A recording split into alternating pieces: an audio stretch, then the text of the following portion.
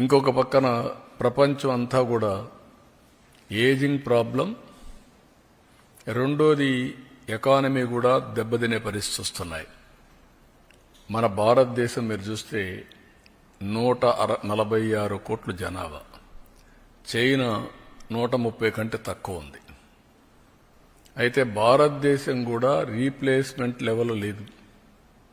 2.1 fertility rate ఉంటే replacement, అది 1.9కు వచ్చింది. ఆంధ్రప్రదేశ్ అయితే 1.5 ఆ ప్రాంతంకి వచ్చేసాం. సౌత్ ఇండియా మొత్తం ఆ పరిస్థితిలోకి వచ్చాం. అందుకే ఇప్పటికే ఫ్యామిలీ ప్లానింగ్ నుంచి డెమోగ్రఫిక్ మేనేజ్మెంట్ వైపు అడుగులేస్తున్నాం. ఒకప్పుడు 2 పిల్లల కంటే ఎక్కువ ఉంటే స్థానిక సంస్థల్లో పోటీ చేయడానికి అర్హత లేదు. ఇప్పుడు అది తీసేశాం. 2 పిల్లల కంటే తక్కువ ఉంటే పోటీ చేయడానికి అర్హత లేదని కొత్తగా పెట్టాల్సి వస్తుంది. అందులో రెండో స్టెప్ మీరు చూస్తే ఎక్కడికక్కడ ఆఫీసుల్లో కూడా ఒక అనుకూలమైనటువంటి వాతావరణం, చిల్డ్రన్ హోమ్స్ కింద ప్లే ఏరియా కానీ అక్కడ వాళ్ళకి ప్రత్యేకమైన సదుపాయాలు అవన్నిటి కూడా నిర్ణయాలు చేస్తున్నాం. అందులో ఇది ఒక మేజర్. చాలామంది చెప్పేది ఎక్కువ మంది పిల్లలుంటే మాకు ఆదాయం లేదు కాబట్టి మేము పిల్లల్ని చదివించలేమనే ఆలోచన ఉంది. ఈరోజు చదివించడమే కాదు, వీళ్ళకు కూడా వెసులుబాటు వస్తుందనే విధంగా ఈ కార్యక్రమానికి శ్రీకారం చుట్టాం. ఈరోజు మీరు చూసినప్పుడు తల్లికి వందనంలో ఇంకా మిగిలిన కార్యక్రమాలన్నిటికి కూడా మీరు చూసినప్పుడు అన్నదాత సుఖీభవ, ఏడాదికి మొత్తం 14,000 రూపాయలు ఇస్తా అన్నాం. 6,000 రూపాయలు గవర్నమెంట్ ఆఫ్ ఇండియా ఇస్తుంది. వాళ్ళు ఇచ్చింది 7,500. ఈరోజు తెలుగుదేశం ఇచ్చేది 14,000, వ్యత్యాసం 6,500. తల్లికి వందనం నేను చెప్పాను, అన్నదాత సుఖీభవ ఇచ్చింది మీకు చెప్పాను. దీపం 3 సిలిండర్లు వాళ్ళు ఏమీ ఇవ్వలేదు. ఇంకొక పక్కన మీరు చూస్తే మత్స్యకారుల భరోసా, మేమిచ్చింది మత్స్యకారుల సేవలు. మొత్తం 1,29,178 మందికి ఇచ్చాం, 259 కోట్లు. వాళ్ళు ఇచ్చింది 1,09,231, 109 కోట్లు. వ్యత్యాసం 150 కోట్లు అదనం. 19,947 మంది అదనంగా ఇస్తున్నాం. ఇది కాకుండా ఈరోజు ఎన్టీఆర్ భరోసా, ఇది చూస్తే వాళ్ళు ఇచ్చింది మొత్తం 21,630 కోట్లు సంవత్సరానికి. మేము ఇప్పటికి ఇచ్చింది 34,000 కోట్లు ఒక్క సంవత్సరంలో. వ్యత్యాసం 12,370 కోట్లు. అంటే బటన్ నొక్కుతున్నా సమీక్షం ఇవ్వడాలని మాట్లాడే పెద్దలకి ఇవన్నీ అర్థం కావాలి. ఆ రోజు చేసిన పని రాష్ట్ర ఆర్థిక పరిస్థితిని చిన్నాభిన్నం చేశారు, విధ్వంసం చేశారు. అభివృద్ధి అనేది ఎక్కడ కనపడే పరిస్థితి లేదు. కడాన ఏ పరిస్థితికి వచ్చామంటే విశ్వసనీయత పోయిన తర్వాత ప్రొహిబిషన్ గురించి మాట్లాడిన పెద్దలు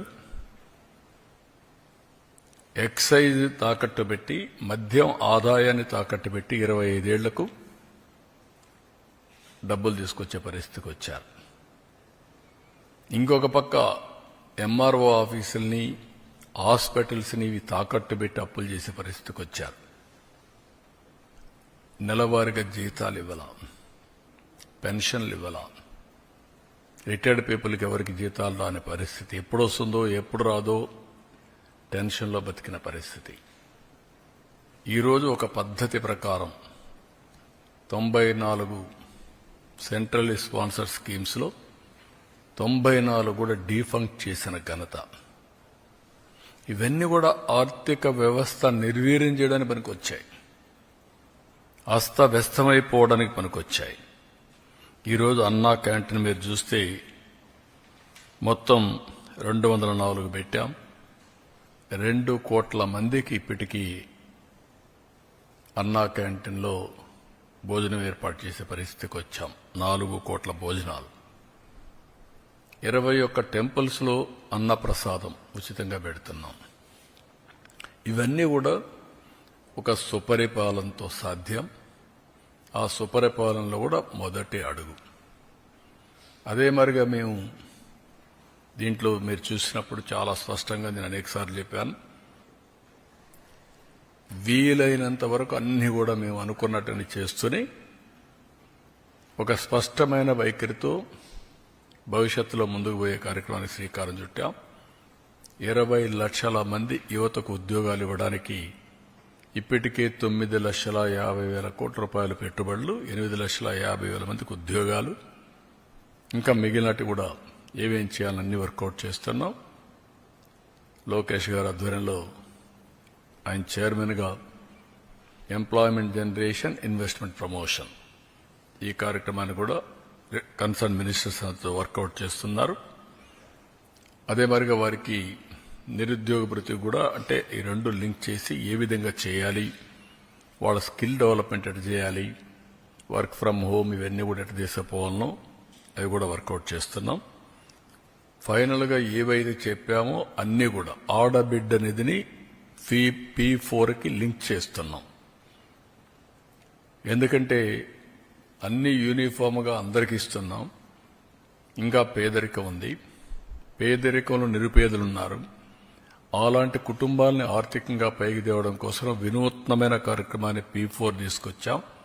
ఫస్ట్ ఫేజ్ 0 పావర్టీ, ఆ తర్వాత ఆర్థిక అసమానతలు తగ్గించి మెరుగైన జీవన ప్రమాణాలు. అందులో భాగంగా ఆడబిడ్డ అనేది P4కి అనుసంధానం చేసి దాన్ని కూడా ముందుకు తీసుకెళ్తాం. వాళ్ళు పెట్టే డబ్బులే కాకుండా, మనం ఇచ్చే సంక్షేమ కార్యక్రమాలే కాకుండా అదనంగా ఇది కూడా కొంత డబ్బులు ఇచ్చి దాన్ని అవసరం మేరకు వాళ్ళని కూడా పైకి తీసుకొచ్చే కార్యక్రమాన్ని చేస్తాం. అల్టిమేట్గా రాష్ట్రంలో మెరుగైన జీవన ప్రమాణాలు అందించాలనేది తెలుగుదేశం పార్టీ యొక్క, అదే మరి ఎన్డీఏ యొక్క ఆశయం. ఆ ఆశయానికి అనుగుణంగా సంక్షేమం, అభివృద్ధి రెండు ప్యారలల్గా చెప్పిన హామీలు నిలబెట్టుకోవడానికి ఇబ్బందులు చాలా ఉన్నాయి. ఇబ్బందులుంటే ఇబ్బందులను అధిగమించడానికి ప్రయత్నం చేస్తూ ఉంటే రాక్షసుల మారిగా రాష్ట్రాన్ని అతలాకుతలం చేయాలని,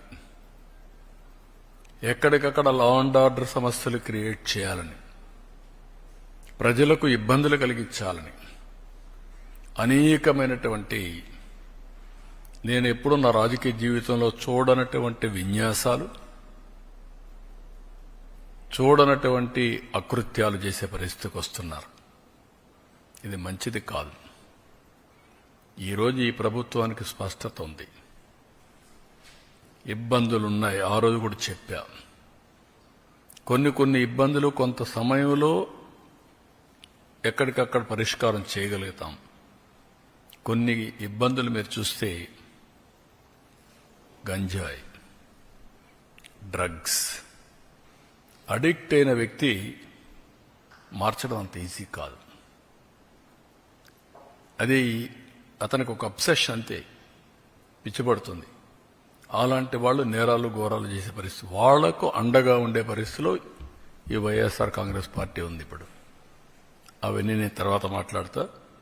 ఈరోజు ముఖ్యంగా ఇచ్చిన హామీలు నిలబెడుతున్నాం.